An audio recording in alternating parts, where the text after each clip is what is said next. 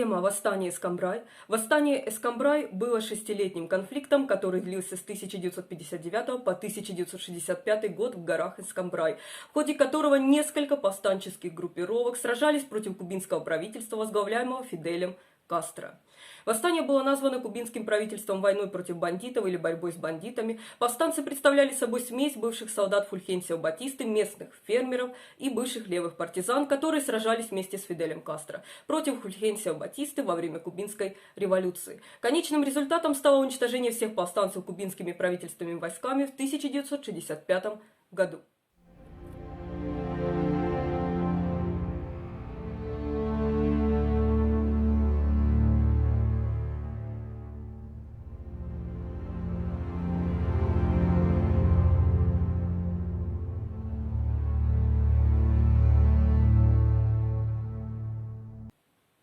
Восстание началось почти сразу после успеха кубинской революции в 1959 году. Его возглавлял бывший партизан, который раньше сражался против Фульхенсио Батисты, но отверг социалистический поворот кубинской революции, последовавший за этим тесные связи с Советским Союзом. Мелкие землевладельцы-фермеры, не согласные с проводимой социалистическим правительством коллективизации, также сыграли центральную роль в восстании. Восстание также тайно поддерживалось ЦРУ и администрацией Дуайта Дэвида Эйзенхауэра из-за связи Фиделя Кастро с Советским Союзом. Восставшим сельским фермерам помогали некоторые бывшие силы Фульхенсио Батисты, но в основном ими руководили бывшие повстанцы революционного директората 13 марта, такие как антикоммунисты Освальдо Рамирес и команданты Уильям Александр Морган. Уильям Александр Морган был казнен в 1961 году, до того, как сопротивление закончилось. Оно закончилось в 1965 году. Соединенные Штаты рассматривали Рамиреса и Моргана как потенциальные демократические варианты для Кубы и послали обученных ЦРУ кубинских эмигрантов для продвижения и распространения информации о том, что они являются альтернативой Кастро.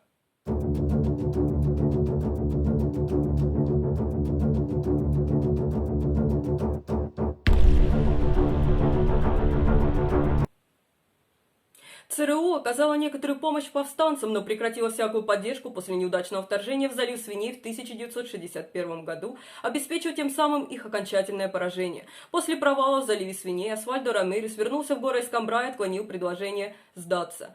Основная тактика кубинского правительства состояла в том, чтобы развернуть тысячи войск против небольших групп повстанцев, образуя постепенно сжимающиеся кольца окружения. Коммунистическим лидерам, которых Кастро послал очистить горы Эскамбрай, было приказано уничтожить повстанцев. Они должны были очищать холмы от антикоммунистических повстанцев.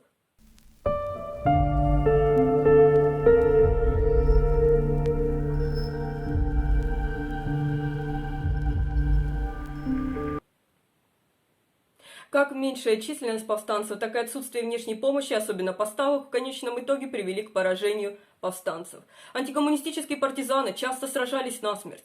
Кубинские войска использовали зачистки, которые стоили правительству значительных потерь, но в конечном итоге они выиграли. Кастро использовал подавляющую силу, иногда посылая до 250 тысяч человек. Восстание было в конечном счете подавлено. Некоторые из повстанцев в конце концов сдались, но были немедленно казнены. Лишь нескольким удалось спастись.